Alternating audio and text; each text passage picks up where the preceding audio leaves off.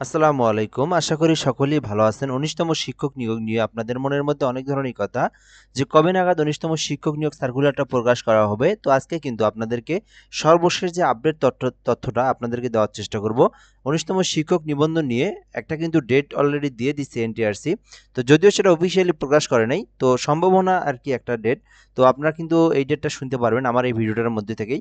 অবশ্যই ভিডিওটা শেষ পর্যন্ত দেখবেন এবং এনটিআরসি সর্বশেষ যে নীতিমালা পরিবর্তন এটা সম্পর্কে আপনাদেরকে জানাবো। বয়স নিয়ে যে সমস্যা, বয়স নিয়ে যে সংশোধনী যে বিজ্ঞপ্তিটা, এটাও কিন্তু আপনাদেরকে আমি আজকের ভিডিওতে আপনাদেরকে অবশ্যই সুন্দর করে দেখাবো। ভিডিওটা দেখলেই ১৯তম শিক্ষক নিয়োগ নিয়ে সর্বশেষ যে আপডেট তথ্যটা এটা আপনারা সুন্দরভাবে জানতে পারবেন এবং বুঝতে পারবেন। ভিডিওটা শেষ পর্যন্ত দেখবেন আর অবশ্যই এই চ্যানেলটাতে সাবস্ক্রাইব করে রাখবেন। বাংলাদেশের যত সরকারি চাকরির সার্কুলার আছে এই চ্যানেলটাতে সবার আগে আপলোড দেওয়া হয়। পাশাপাশি ১৯তম শিক্ষক নিবন্ধন, প্রাইমারি সহকারী সার্কুলার, প্রধান শিক্ষক, এগুলোর শর্ট সিলেবাসগুলো আমরা পরীক্ষার আগে দিয়ে আমরা দিয়ে দেই এবং এই ১৯তম শিক্ষক নিবন্ধন সার্কুলারের সর্বপ্রথম আমরা এই সার্কুলার দেওয়া মাত্র সবার আগে আপলোড করে দেবো। অবশ্যই আমাদের মাধ্যমে আপনারা জানতে পারবেন। যাই হোক, চ্যানেলটাতে অবশ্যই সাবস্ক্রাইব করে রাখবেন সবাই। তো ১৯তম শিক্ষক নিয়োগ নিয়ে যে বড় পরিবর্তন, যেটা সর্বশেষ যে তথ্যটা, non government teacher registration and certification authority NTRC এর ১৯তম শিক্ষক নিবন্ধন পরীক্ষার ক্ষেত্রে বেশ কিছু উল্লেখযোগ্য পরিবর্তন নিয়ে আসা হয়েছে। নিয়োগ বিজ্ঞপ্তির জন্য এই খবর বড় সুযোগ এবং চ্যালেঞ্জ একসাথে দাঁড়িয়ে গেছে। সো এখন আমরা এখান থেকে বিষয়গুলো দেখব। এনটিআরসি শিক্ষক নিয়োগ পরীক্ষায় যেসব পরিবর্তন হলো স্কুল এবং কলেজ পর্যায়ে, এটা আমরা দেখব। তার আগে একটু যদি আমরা বলি শূন্য পদের সংখ্যা কেমন এইবার। তো ১৯তম শিক্ষক নিয়োগ সার্কুলারে এইবার শূন্য পদের সংখ্যা ৯০,০০০ প্লাস, ৯০,০০০ থেকে ১,১০,০০০-এর মধ্যে আছে। তো ৯০,০০০ অলরেডি তাদের শূন্য পদের তালিকা করা আছে। তো আরও যদি আপনার ১ মাস পরেও সার্কুলারটা দেয়, যদিও ১ মাস পরে দিবে না, ১ মাস আগেই দেওয়ার কথা আছে। তো দেখবেন তারা যদি এর মধ্যে আবার শূন্য পদের তালিকাটা বাড়ায় দেয় তো আরও ১০ থেকে ১২,০০০ সম্ভাবনা আছে। তো এই হলো বিষয়। তো তবে ৯০,০০০ প্লাস শূন্যপদ, অর্থাৎ বাংলাদেশের মধ্যে আ বিগত কয়েক বছরের মধ্যে এনটিআরসির এটা সবথেকে একটা বড় নিয়োগ সার্কুলার হতে যাচ্ছে। তো অবশ্যই আমি মনে বলব আপনাদেরকে, যারা পরীক্ষা দিবেন সামনে, এনটিআরসি যারা প্রিপারেশন নিচ্ছেন বা যারা এই সার্কুলারের জন্য অপেক্ষা করতেছেন, তো এবার কিন্তু আপনাদের বড় একটা সুযোগ। তো অবশ্যই আপনারা ভালো করে প্রিপারেশন নিলে ইনশাআল্লাহ এখান থেকে একটা রেজাল্ট বের করে উত্তীর্ণ হতে পারবেন। যেহেতু পদের প্রায় ১,০০,০০০ মতো, ঠিক আছে? ১,০০,০০০ কাছাকাছি বা ১,০০,০০০ প্লাসও হওয়ার সম্ভাবনা আছে। তো যাই হোক, আরেকটু যদি বয়স নিয়ে বলি আমরা, বয়স কিন্তু ৩৫ বছর পর্যন্ত আবেদন করতে পারবেন। শুধু ৩৫ বছর না, অনেকে আবার বলে যে ৩৫ বছর যে যদি পার হয়ে যায় বা ইত্যাদি। তো দেখেন আপনার আবেদনের সময়, অর্থাৎ আবেদনের সময় যদি ৩৫ বছরও হয়ে থাকে, অর্থাৎ ৩৫ বছরের একদিনও থেকে থাকে, আপনি কিন্তু তবুও আবেদন করতে পারবেন, ঠিক আছে? সো এইটা নিয়ে কিন্তু একটা ঝামেলা হয়েছিল ১৮তম শিক্ষক নিবন্ধনে। তো এটা কিন্তু হাইকোর্ট থেকে এটা রিট করছিল, যার কারণে পরে কিন্তু এনটিআরসি এটা সংশোধন করে দিয়েছে। সো যার কারণে আপনারা যারা বয়স যাদের ৩৫-এর ২ দিন বা ৪ দিন আগে, তারাও কিন্তু আবেদন করতে পারবে। অর্থাৎ আবেদনের সময় আপনার বয়স ঠিক থাকলেই হইল। আচ্ছা, এটা আমরা বয়স নিয়েও জানলাম। এরপরে যদি আমরা এখান থেকে দেখি যে পরিবর্তনগুলো হইল, এই পরিবর্তনগুলো আমরা এখান থেকেও দেখতে পারবো। নিচে আরো সুন্দরভাবে দেওয়া আছে। সো সহকারী শিক্ষক প্রভাষক পদে নিয়োগ পরীক্ষা হবে ২০০ নম্বরের ভিত্তিতে। এর মধ্যে ১০০ নম্বর জেনারেল, অর্থাৎ সব বিভাগের জন্য একই রাখা হয়েছে। জেনারেল ১০০ নম্বর পরীক্ষা হবে। বাংলা, ইংরেজি, গণিত এখানে আরো বিস্তারিত সুন্দর করে দেওয়া আছে। আপনারা এখানে দেখে নিতে পারেন। তো স্কুল ও কলেজ পর্যায়ে আগামী পরীক্ষা হবে মোট ২০০ নম্বরের। যেখানে প্রথম ভাগে থাকবে সাধারণ বিষয়ভিত্তিক পরীক্ষা, যেমন হচ্ছে আমাদের যে বিষয়ভিত্তিক যেগুলো বাংলা, ইংরেজি, গণিত এবং সাধারণ বিজ্ঞান, প্রতিটি বিষয়ে ২৫ নম্বর করে, অর্থাৎ ৪টি বিষয়ে মোট ১০০ নম্বর। এই বিষয়টা একটু আপনারা ভালো করে বোঝার চেষ্টা করবেন। তো ২০০ নম্বরের পরীক্ষা কিন্তু এবার হবে। এবার পরীক্ষার পদ্ধতিটা যদি আমরা বলি, আপনার আবেদন করার পর আপনার কাজ হচ্ছে পরীক্ষা দেওয়া। সো আপনি ২০০ নম্বরের প্রিলি দিবেন, ঠিক আছে? ২০০ নম্বরের আপনি সরাসরি এমসিকিউ দিবেন, কোনো কিন্তু লিখিত থাকবে না। আপনি যদি এমসিকিউ পরীক্ষায় উত্তীর্ণ হন, আপনি সরাসরি ভাইভাতে চলে যাবেন। অর্থাৎ আবেদন করছেন একটা ধাপ, দ্বিতীয় ধাপ হচ্ছে পরীক্ষা দেওয়া। এই পরীক্ষা দেওয়া যে মাঝখানে যে ধাপটা, এই প্রিলির যে পরীক্ষাটা ২০০ নম্বরের, এটাতেই আপনার ভাগ্যের ফলাফলটা নির্ধারিত করবে। কেননা ভাইভাতে এবার মানে ভাইভাতে এবার একটু হার্ড হবে, কিন্তু ভাইভাতে যদি আপনি উত্তীর্ণ হতে পারেন, ইনশাল্লাহ হয়ে গেল। আর ভাইভা আপনার একটু প্রিপারেশন, একটু হালকা, একটু টাস্কা প্রিপারেশন নিলে আপনারা ভাইভাতে উত্তীর্ণ হবেন। কেননা এবার কিন্তু শূন্য পদের তালিকাটা অনেক বেশি, আর এবার নিয়োগের সংখ্যাটাও কিন্তু অনেক বেশি হবে। কেননা স্কুলগুলোতে শিক্ষকের শূন্য পদ, যেটা আপনারা সকলেই শুনেছেন, তো এবার কিন্তু আপনার নিয়োগ প্রক্রিয়াটা 200 নম্বরের হচ্ছে এবং শূন্য পদের তালিকাটাও অনেক বড় এবং নিয়োগ দেওয়া হবে এবার অনেক বেশি। ঠিক আছে, আপনি এখান থেকে 200 নম্বরে উত্তীর্ণ হতে পারলে ইনশাল্লাহ একটা ভালো রেজাল্ট আসবে আপনার। ঠিক আছে, ভাইভাতে আপনাদের তেমন একটা টেনশনের প্রয়োজন নেই। তো তো স্কুল ও কলেজ পর্যায়ে আগামী পরীক্ষা হবে 200 নম্বর, যেখানে আপনার বিষয়ভিত্তিক যেমন আপনার হচ্ছে বাংলা, ইংরেজি, গণিত এবং গণিত ও সাধারণ বিজ্ঞান, বাংলা, ইংরেজি, গণিত ও সাধারণ বিজ্ঞান মিলে থাকবে 25 করে, 4 25 100 নাম্বার। আর যার যে স্পেসিফিক যে সাবজেক্ট, যেটা যার যে সাবজেক্ট, কেউ গণিত, অ্যাকাউন্টিং, ম্যাথমেটিক্স, ইকোনমিক্স, হিস্টোরি, তো যার যে সাবজেক্ট ঠিক আছে সেই সাবজেক্টে থাকবে 100 নাম্বার, অর্থাৎ মোট হবে 200 নাম্বার।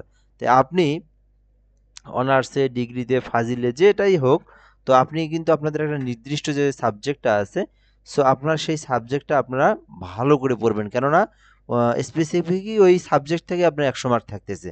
আর এদিকে আপনার অন্য অন্য যেগুলো আছে, বাংলা, ইংরেজি, গণিত, সকল সাবজেক্ট মিলে থাকতেছে 100 নাম্বার। ঠিক আছে, তো এই হলো মোট 200 নাম্বার।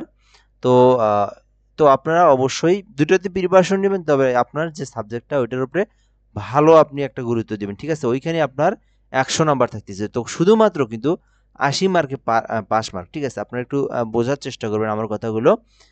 আপনি এখান থেকে শুধুমাত্র 80 যদি নিয়ে আসতে পারেন রেজাল্ট, এখানে পাস মার্ক নির্ধারণ করা হয়েছে 80 নাম্বার। এর আগে ছিল কিন্তু আপনার 18তম শিক্ষক নিবন্ধনেও ছিল কিন্তু 40 মার্কে পাস।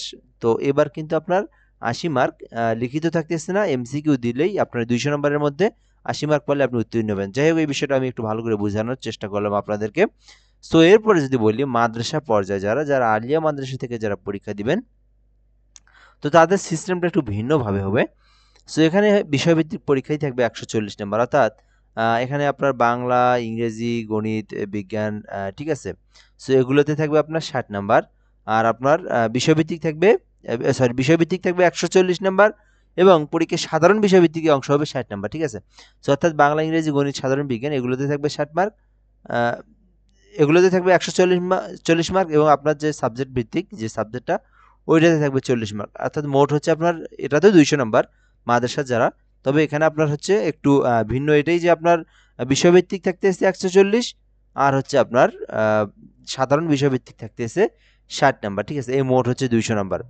সো এরপরে আমরা যেখান থেকে দিই, তবে এই 60 নাম্বারটা আবার কীভাবে হবে, যেমন এখান থেকে ইংরেজি, তারপরে সাধারণ জ্ঞান, গণিত এবং বিজ্ঞান মিলে মোট হচ্ছে আপনার ইংরেজিতে 15, সাধারণ জ্ঞানে 15, গণিতে 15 এবং বিজ্ঞানে 15, এইভাবে 4 15 এবং 60। তো এইভাবে থাকতেছে 60, আর বিষয়ভিত্তিক যে সাবজেক্ট আপনার সেখানে থাকতেছে 140 মার্ক। তো যারা মাদ্রাসা থেকে যারা পরীক্ষা দিবেন তারাও কিন্তু সহজেই কিন্তু পাস করতে পারবেন যদি একটু ভালো করে আপনারা প্রিপারেশন নেন। সো এটা হলো মূলত পরিবর্তন কাঠামো, তবে এইটাই হচ্ছে ফিক্সড। আপনারা জানেন যে 19তম শিক্ষক নিবন্ধন সার্কুলারটা 2025 সালের জুলাইয়ে মানে হওয়ার কথা ছিল, যদিও এর আগে হওয়ার কথা ছিল, কিন্তু আপনার 18তম সংশোধনী হওয়ার পরে, রেজাল্ট দেওয়ার পরে জুলাই মাসে কিন্তু এই সার্কুলারটা দেওয়ার কথা হয়েছিল। তো তারা কিন্তু তারপর আবার কিন্তু একবার পরিবর্তন করলো, যে এটা এই পরিবর্তন।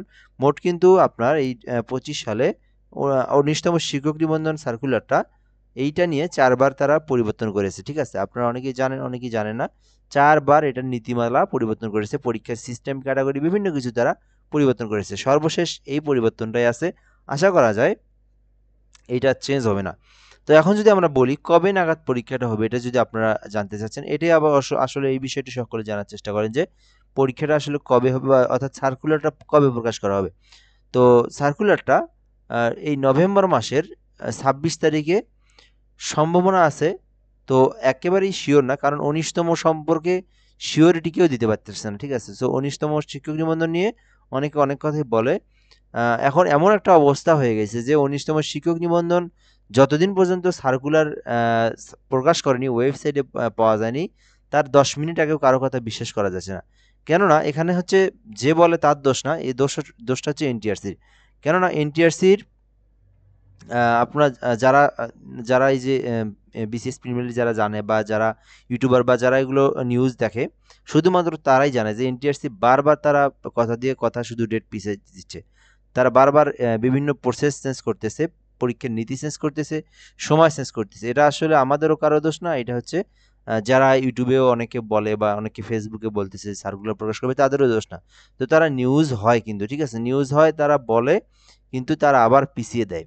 তো সর্বশেষ যেটা সেই অনুযায়ী আমি বলতেছি, আমি যেটা সর্বশেষ জানতে পারলাম যে নভেম্বরের শেষে ১৯তম শিক্ষক নিবন্ধন সার্কুলারটা হওয়ার সম্ভাবনা আছে। তো আমি বলবো যেহেতু এবার আর পরিবর্তন করার সম্ভাবনা নাই, তবে আপনারা এইবার 90% অর্থাৎ 90%, 95% ধরে নেওয়া যায় যে নভেম্বর মাসের শেষ তারিখেই, শেষের দিকে ২৬ তারিখ অথবা ২৭ তারিখের দিকে আপনারা ১৯তম শিক্ষক নিবন্ধন সার্কুলার পেতে পারেন। তবে বলতে পারেন যে ২৫ সালে, ২৬ সালে যাবে কিনা। ২৬ সালে যাওয়ার সম্ভাবনা নেই। ১৯তম শিক্ষক নিবন্ধন ২৬ সালে যাওয়ার কোনো সম্ভাবনা নাই। এটা হচ্ছে আপনার হয় ২৬শে নভেম্বর দিবে বা ২৭শে নভেম্বর, সর্বোচ্চ আপনার ডিসেম্বরের মাঝামাঝি বা তার আগে দিতে পারে। তবে ২৬ তারিখে দেওয়ার সম্ভাবনা একটা বেশি আছে, কেননা আমরা এনটিআরসির একজন কর্মকর্তার থেকে এটাই আমরা জানতে পেরেছি, ঠিক আছে। সো এটা হলো মূলত সর্বশেষ যে আপডেট যে তথ্যটা, সেটাই কিন্তু আমরা আপনাদেরকে বলে দিলাম। সো এখন আপনাদেরকে অবশ্যই ভালো করে প্রিপারেশন নিতে হবে যে সময়টা আছে। তো আপনারা যদি এখন থেকে যদি পরীক্ষার প্রিপারেশন নেন, ইনশাল্লাহ আপনারা কিন্তু ভালো, আর সময় কিন্তু নেই। আবেদন যদি প্রকাশ করে, আপনারা কিন্তু সময় খুবই কম পাবেন। তো দেখবেন যে আপনার ৩ মাসও পাবেন না। তো ২ থেকে ২.৫ মাসের মধ্যে আপনাদের পরীক্ষার জন্য এসএমএস চলে আসবে। কারণ আপনারা জানেন যে রিসেন্টলি যে আবেদনগুলো ছাড়তেছে বা যে আবেদনগুলো হচ্ছে, এগুলোর পরীক্ষা কিন্তু আপনার ২ থেকে ৩ মাসের মধ্যে হচ্ছে। যেগুলো আপনারা জানেন সরকারি চাকরির আগে আবেদন করলে ৩ বছর ৪ বছর পরে পরীক্ষার এসএমএস আসতো। ২১ সালে আবেদন করছি, সেটার পরীক্ষা ২৩ সালে ২৪ সালে আসছে। সো সেই বিষয়গুলো কিন্তু এখন নেই, অনেকটাই ভালো হয়েছে। পরীক্ষার নিয়ম কাঠামো ৩ মাসের মধ্যেই, ২ মাসের মধ্যেই পরীক্ষা হয়। যেকোনো প্রায় সরকারি চাকরির সার্কুলারগুলো এখন এই অবস্থা, ঠিক আছে? সো যাই হোক, আপনারা অবশ্যই প্রিপারেশন, তবে আরেকটা কথা বলি আপনাদেরকে, আপনারা যারা ২১ থেকে ৩২ বছরের মধ্যে আছেন, আপনারা অবশ্যই আ প্রাইমারিতে আবেদন করতে পারবেন। কেননা প্রাইমারি সহকারী নিয়োগ সার্কুলারটাও কিন্তু এখন চলমান আছে। অলরেডি কিন্তু যে ২টা ধাপেই কিন্তু সার্কুলার প্রকাশ করা হয়েছে। আপনারা সকলেই জানেন যে ৮ টা ধাপে, আ আ প ১ম বিভাগের ১ম ধাপে রংপুর, ময়মনসিংহ, রাজশাহী, সিলেট, খুলনা, খুলনা, বরিশাল, আ এই জেলাগুলোতে, এই বিভাগের আন্ডারে যে জেলাগুলো আছে, ১ম ধাপে তাদের আবেদন ৮ তারিখে শুরু হয়েছে। দ্বিতীয় ধাপের চট্টগ্রাম এবং আ ঢাকার সার্কুলারটাও কিন্তু দিয়ে দিয়েছে। তো এখন কিন্তু সহকারী নিয়োগ সার্কুলারটা চলমান আছে। অবশ্যই আপনারা আবেদন করবেন। পাশাপাশি প্রাইমারি শিক্ষক, প্রধান শিক্ষক পদেও কিন্তু অনেকে আবেদন করছেন। তো আমি কিন্তু আপনাদেরকে বলে দিয়েছিলাম আগে যে দেখবেন যে এই ৩ টা সার্কুলার পাশাপাশি প্রকাশ করবে। তো আমার কথা মতে কিন্তু আপনারা ২ টা সার্কুলার অলরেডি পেয়েছেন। আমি বলেছিলাম যে ২ টা সার্কুলারই আপনারা পেয়ে যাবেন। তো ২ টাই কিন্তু আপনারা পেয়েছেন। তবে এই ১৯তম শিক্ষক নিবন্ধন নিয়ে এর আগেও আমি একটা ভিডিওতে বলেছিলাম যে এটা নভেম্বরের শুরুতে দিতে পারে, কিন্তু দেখেন নভেম্বরের শুরুতে কিন্তু তারা দেয়নি। তো আমি সর্বশেষ যেটা জানতে পারলাম যে নভেম্বরের শেষের দিকে দিবে। তো আশা করা যায় যে এনটিআরসি এইবার তারা আর কথা পরিবর্তন করবে না। এইবার তারা এই নীতির ভিত্তিতে আর কোনো সংশোধন যদি না করে, তাহলে আপনারা নভেম্বরের শেষের দিকেই এই সার্কুলারটা পেয়ে যাবেন ইনশাল্লাহ। তো ভিডিওটা এ পর্যন্তই। অবশ্যই আপনারা অপেক্ষায় থাকুন। আমাদের এই চ্যানেলেই সার্কুলার প্রকাশ হওয়া মাত্র সবার আগে জানিয়ে দেওয়ার চেষ্টা করব ইনশাল্লাহ। আমাদের সঙ্গে যুক্ত থাকবেন, সাবস্ক্রাইব করে রাখবেন এবং অবশ্যই আপনি এখন থেকে প্রিপারেশন নেবেন ইনশাল্লাহ। সবার জন্য শুভকামনা, ভালো কিছু হবে সার্কুলার প্রকাশ করার পরেই। সো এ পর্যন্তই। আসসালামু আলাইকুম।